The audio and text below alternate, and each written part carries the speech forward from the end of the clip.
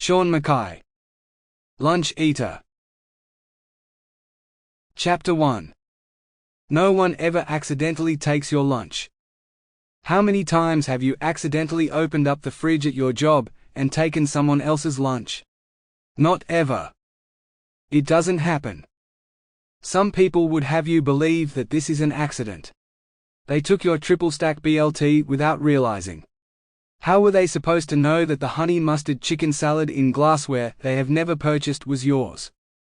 This, of course, is nonsense. No one makes this mistake. Malicious creatures haunt every workplace. They smile as you walk past them in the corridors. They smile knowing what they have done to you. These creatures that look like you and I wander the halls of your office. They shamble through mine. The taste of your lunch still fresh on their tongue. There is no common background that makes a person turn lunch eater. Nothing that you can point to and say, "Ah yes, of course they turned into a lunch eater." Chapter 2. Our lords and masters work up on the hill. You've seen them on television. You've read about them in the newspaper. People often think it's the politicians that come up with the policies. Certainly, they are the ones that take it in the neck when it doesn't work out. In fact, it is us mandarins who have no exposure to the real world, sitting in our offices, staring out across rivers and dreaming those policies up. While the politicians may feel the rage of the public, they turn that on to us. No feeling quite like management telling you that the minister's office called. Politicians are that rare breed of sociopath that never learnt the childhood lesson of not paying anger forward.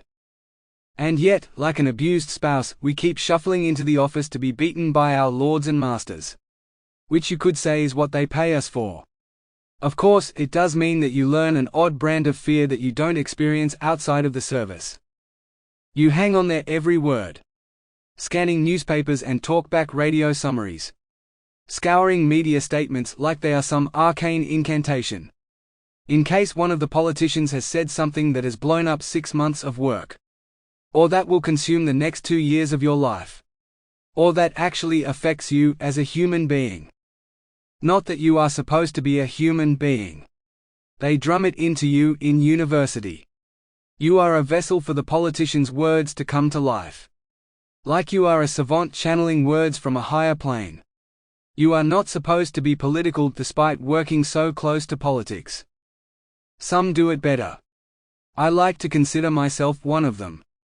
Sure, when I was in university I was liberal-leaning radical. That's just the way of things. The way of youth. Identity politics. Sample complete. Ready to continue?